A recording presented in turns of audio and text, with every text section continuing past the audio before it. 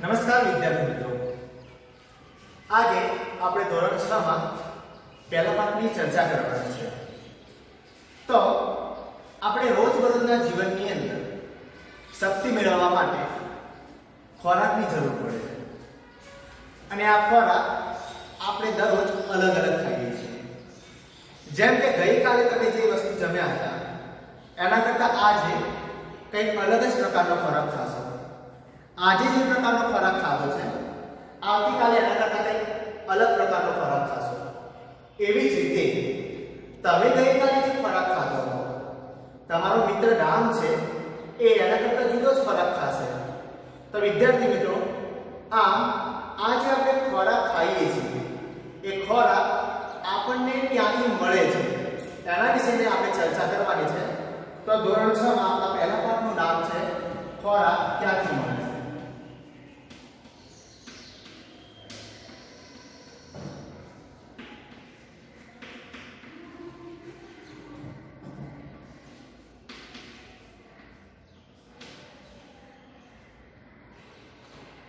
તો વિદ્યાર્થી મિત્રો, આ ખોરાક આપણને મળે છે ક્યાંથી? તો તમે જોયું કે દરરોજ આપણે અલગ અલગ પ્રકારનો ખોરાક ખાઈએ છીએ અને આ ખોરાક દરરોજ જુદા જુદા પ્રકારનો હોય છે. તો આ ખોરાકની અંદર વિવિધતા પણ હોય છે. તો આ જે જુદા જુદા પ્રકારનો આપણે ખોરાક ખાઈએ છીએ એક કરતા અલગ અલગ પ્રકારનો, જેમ કે આપણે અલગ અલગ દિવસે રોટલી, શાક, વઘારેલા ભાત, ખીચડી, ખીર, ચિકન કરી, તો આ જે બધા ખોરાક છે એ ખોરાકમાં એને વિવિધ પ્રકારના ખોરાક કહે છે. તો આપણા જે ખાવાના જે ખોરાક છે એમાં પણ ઘણા બધા પ્રકારની વિવિધતા હોય છે. તો આપણો પહેલો પોઈન્ટ છે ખોરાકમાં વિવિધતા. તો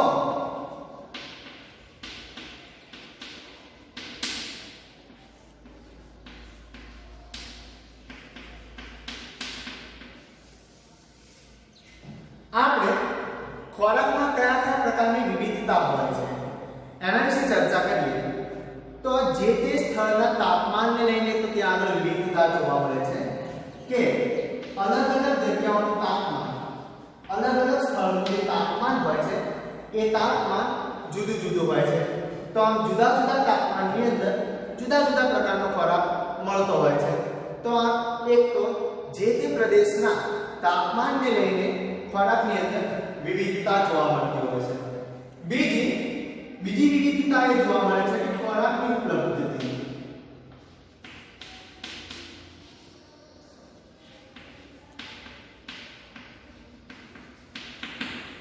દરેક જગ્યાએ પૃથ્વી પરના દરેક સ્થાન પર એક જ પ્રકારનો ખોરાક તમને ઉપલબ્ધ નથી હોતો. અલગ અલગ જગ્યાઓ પર અલગ અલગ પ્રકારનો ખોરાક મળતા હોય છે. જેમ કે તમને ખબર જ હશે કે જે એન્ટાર્કટિકા છે, આ એન્ટાર્કટિકા પર તમને અનાજ મળતું નથી. તો આમ જુદા જુદા પ્રદેશ પ્રમાણે દુનિયાના વિવિધ પ્રકારના અલગ અલગ સ્થળોએ તમને અલગ અલગ પ્રકારનો ખોરાક મળે છે. એ તો હવે તમને ખબર પડી જ ગઈ વિદ્યાર્થી મિત્રો. પરંતુ હવે આ ખોરાક જે છે એ ખોરાક આપણે અલગ અલગ પ્રકારના ઘટકોમાંથી બનાવીએ છીએ. એક જ પ્રકારના ખોરાકને બનાવવા માટે તેની અંદર જુદા જુદા પ્રકારના સાધન સામગ્રીઓની જરૂર પડતી હોય છે. તો આ અલગ અલગ પ્રકારના ઘટકો અથવા સાધન સામગ્રીઓ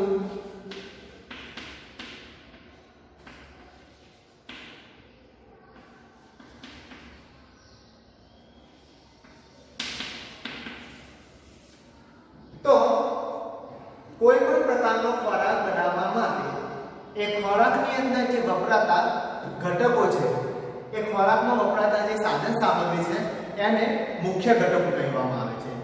તો આપણે કોઈ પણ એક પ્રકારની વાનગીની ચર્ચા કરીએ કે કોઈ વાનગી તમારે બનાવવી છે. દાખલા તરીકે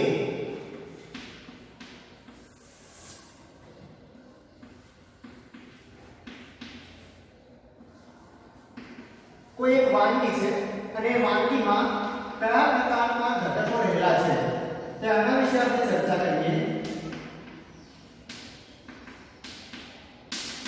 તો સૌપ્રથમ તો આપણે જોઈએ છીએ કે આપણે કોઈ પણ પ્રકારની વાનગી બનાવીએ છીએ તો એ વાનગીની અંદર અલગ અલગ પ્રકારના ઘટકો અથવા સામગ્રીઓનો ઉપયોગ કરતા હોઈએ છીએ.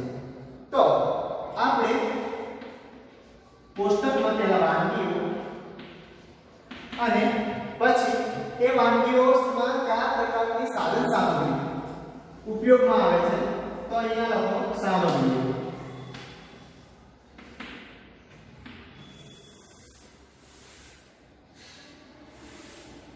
હવે વિદ્યાર્થી મિત્રો, તમને ખબર જ હશે કે કોઈ પણ પ્રકારની વાનગી બનાવવા માટે આપણે અલગ અલગ પ્રકારની સાધન સામગ્રીઓનો ઉપયોગ કરીએ છીએ. જેમ કે આપણે રોટલી અથવા ચપાતીની વાત કરીએ તો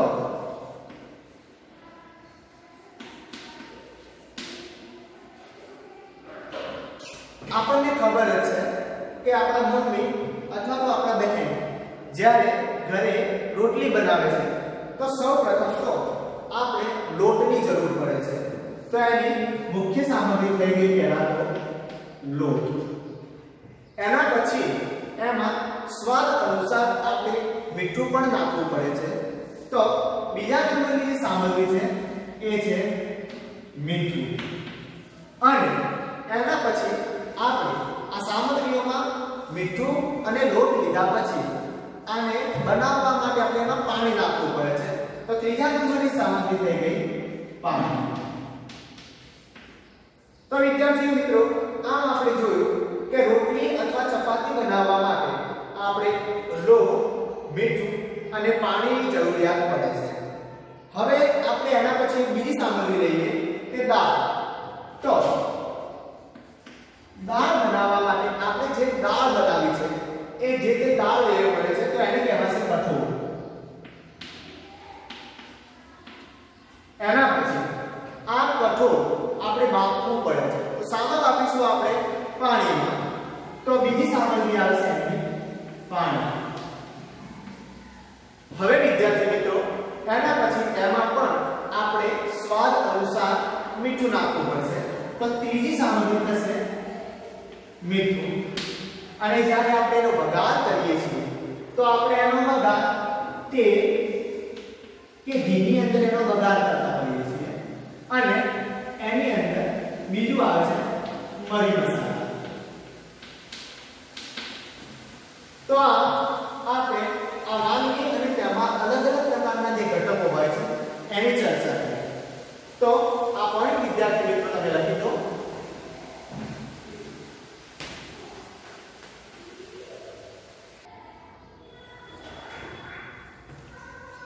વિદ્યાર્થી મિત્રો, તો આપણે આગળ ચર્ચા કરી કે આપણે જે વાનગીઓ બનાવીએ છીએ એમાં કેવા કેવા પ્રકારની સામગ્રીઓનો ઉપયોગ કરીએ છીએ.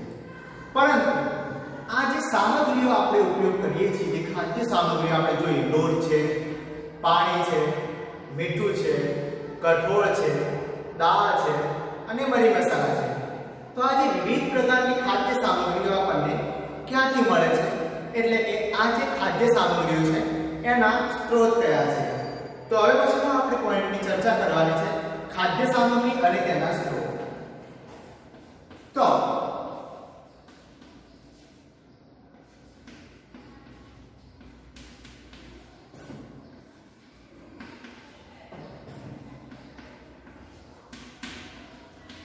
વિદ્યાર્થી મિત્રો, તમને ખબર જ હશે કે આપણે એક જ પ્રકારની કોઈ વાનગી બનાવી છે. તો એ એક પ્રકારની વાનગી બનાવવા માટે આપણે જુદા જુદા પ્રકારની ખાદ્ય સામગ્રીઓનો ઉપયોગ કરીએ છીએ. અને એમાં પણ આપણે આગળ જોયું એમ, જેમ કે આપણે દાળ બનાવી હતી તો દાળની અંદર કઠોળ, પાણી, મીઠું, તેલ અથવા તો ઘી અને વિવિધ પ્રકારના મરી મસાલા.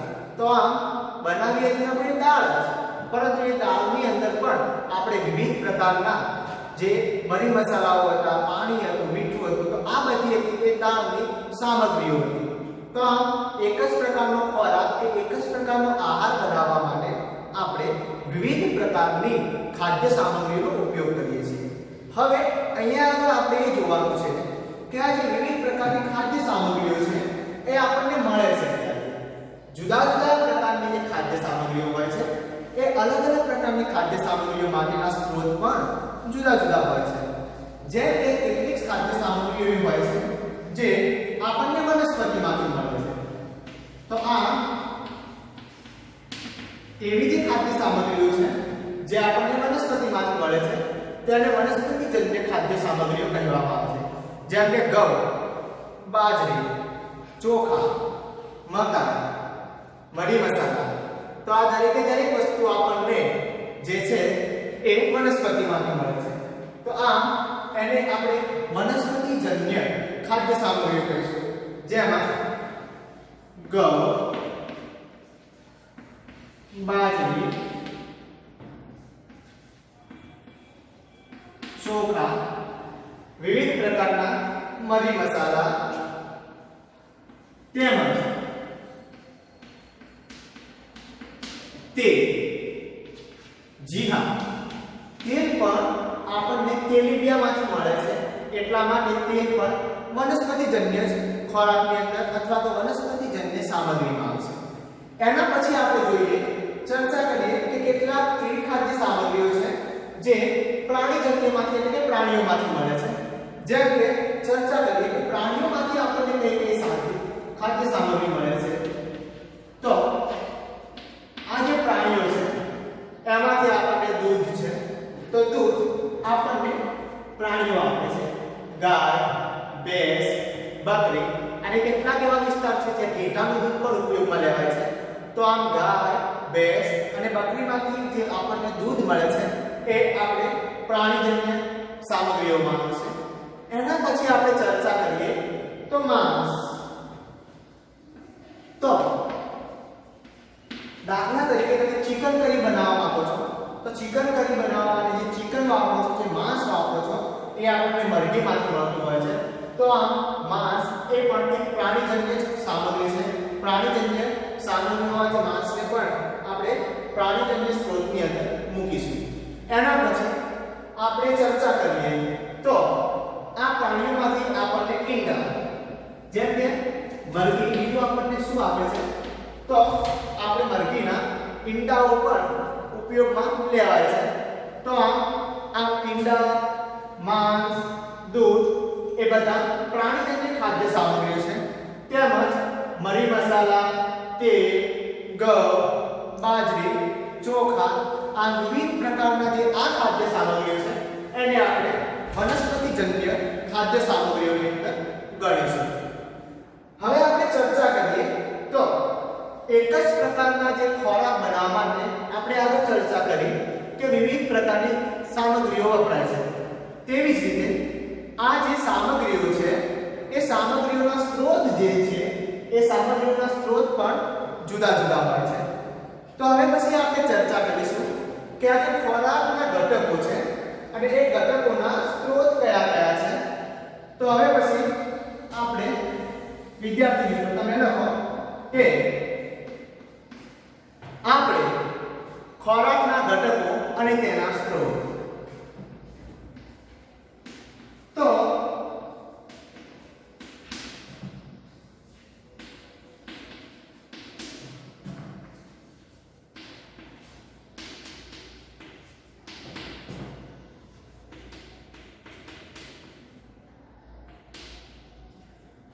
વિદ્યાર્થી મિત્રો આપણે ચર્ચા કરી કે દાળ બનાવવા માટે, રોટલી બનાવવા માટે સામગ્રીઓ તો આપણે જોઈ.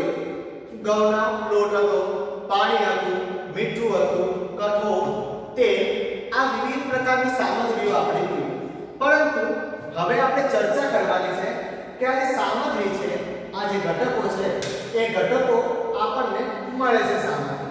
તો એના માટે સૌપ્રથમ આપણે એક કોષ્ટક બનાવીએ છીએ જેમાં પહેલા તો આવશે ખાદ્ય સામગ્રી.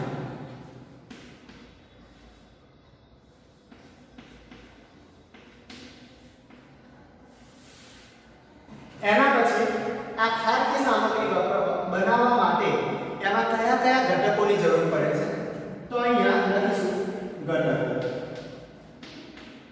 અને આ ઘટકો જે છે એ ઘટકો એના મુખ્ય સ્ત્રોત કયા છે, આ ઘટકો આપણને કયા સ્ત્રોતમાંથી મળે છે. અત્યારે આપણે જોયું વનસ્પતિ સ્ત્રોત અને પ્રાણી સ્ત્રોત. તો અહીંયા લખી દેવાના સ્ત્રોત.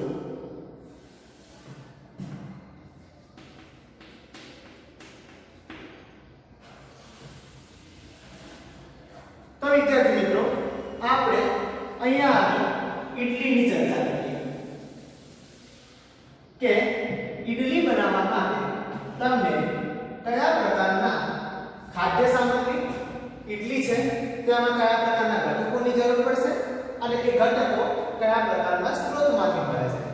તો ચર્ચા કરીએ ઈડલી વિશે. તો ઈડલી બનાવવા માટે સૌપ્રથમ તો તમારે ચોખાની જરૂર પડશે. જી હા વિદ્યાર્થી મિત્રો, ચોખા. તો અહીંયા લખો ચોખા. પહેલા આપણે ઈડલી બનાવવા માટે કયા કયા પ્રકારના ઘટકોની જરૂર પડે છે એ લખીશું અને એ લખ્યા પછી આપણે ચર્ચા કરીશું કે એ ઘટકો કયા સ્ત્રોતમાંથી મળે છે. બીજું એમાં અડદની દાળની જરૂર પડશે. તો અહીંયા લખો અડદની દાળ. એના પછી આપણે એની અંદર સ્વાદ અનુસાર મીઠું પણ નાખવું પડશે. તો અહીંયા લખો મીઠું.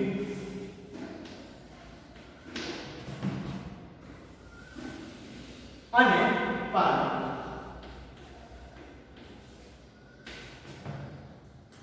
વિદ્યાર્થી મિત્રો તમને ખબર જ હશે કે ચોખા આપણને વનસ્પતિમાંથી મળે છે. તો આ ચોખાનો સ્ત્રોત જે છે એ વનસ્પતિ કહેવાશે. તો અહીંયા આપણે લખો વનસ્પતિ.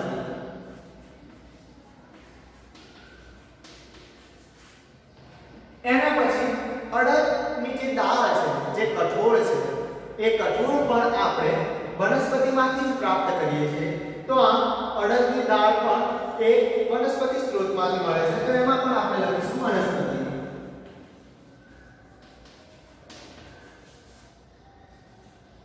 વિદ્યાર્થી મિત્રો મીઠું.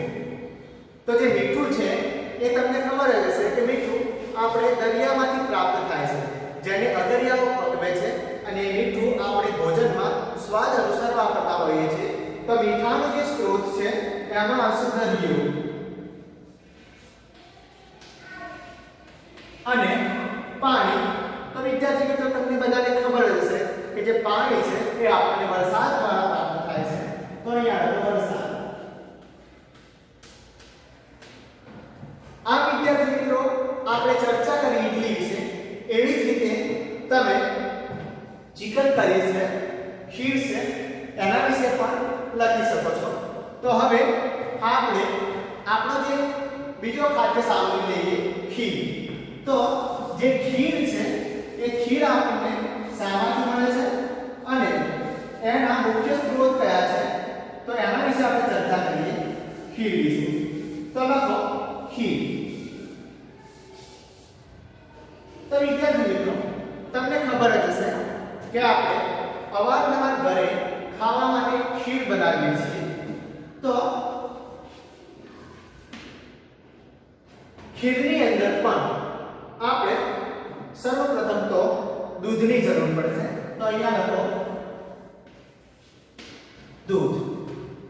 એના પછી આપણે ચોખાની જરૂર પડશે. અહીંયા લખો ચોખા. એના પછી આપણે એની અંદર સ્વાદ અનુસાર ખાંડ નાખવી પડે છે. તો અહીંયા લખો ખાંડ. ચલો વિદ્યાર્થી મિત્રો આ તો થઈ ગયા ખીરના ઘટકો. પરંતુ આ જે ઘટકો આપણને શામાંથી મળે છે તો દૂધ છે. આપણે આગળ ચર્ચા કરીએ દૂધ આપણને ગાય, ભેંસ અને બકરામાંથી આપણે દૂધ મેળવીએ છીએ. તે બધા પ્રાણીઓ થઈ ગયા. તો દૂધ જે છે એ પ્રાણીજન્ય સ્ત્રોત હોવાથી અહીંયા લખો પ્રાણી.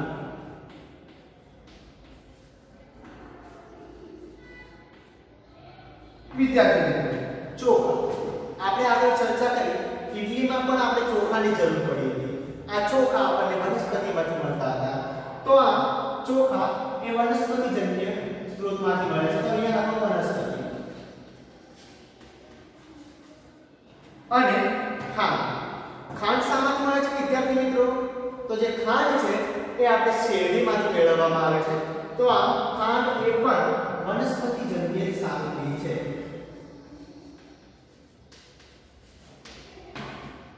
તો વિદ્યાર્થી મિત્રો, ચર્ચા કરી આપણે ખાદ્ય સામગ્રી અને તેના સ્ત્રોત અને ખાદ્ય સામગ્રીની અંદર જે વપરાતા ઘટકો છે એના સ્ત્રોત વિશે. તો અહીંયા આગળ આપણે જોયું કે જુદા જુદા પ્રકારના ખાદ્ય પદાર્થ બનાવવા માટે અલગ અલગ પ્રકારના ઘટકોની જરૂર પડે છે અને આ અલગ અલગ પ્રકારના જે ઘટકો છે એ અલગ અલગ પ્રકારના સ્ત્રોતોમાંથી મળે છે. આમ એક જ પ્રકારની ખાદ્ય સામગ્રી અથવા ખાદ્ય પદાર્થ બનાવવા માટે એમાંથી વપરાતા ઘટકો જુદા જુદા હોય છે અને આ ઘટકો પણ આપણને જુદા જુદા સ્ત્રોતોમાંથી મળે છે. કોઈ એવા હોય છે જે પ્રાણીમાંથી મળતા હોય છે, કોઈ વનસ્પતિમાંથી મળતા હોય છે, કોઈ દરિયામાંથી, જેમ કે મીઠું છે એ દરિયામાંથી મળે છે, અને કોઈ વરસાદ દ્વારા આપણે પ્રાપ્ત કરીએ છીએ જેમ કે પાણી. તો આ માટે આપણે ચર્ચા કરી ખાદ્ય સામગ્રી એના સ્ત્રોતો વિશે. વધુ આપણે કાલે જોઈશું કે હવે આ જે સ્ત્રોત જે છે એના ઘટકો અને આપણે કેવા પ્રકારના પ્રાણીઓ છે, પ્રાણીઓ કેવા પ્રકારનો ખોરાક ખાય છે એના વિશે વધુ ચર્ચા કાલે કરીશું.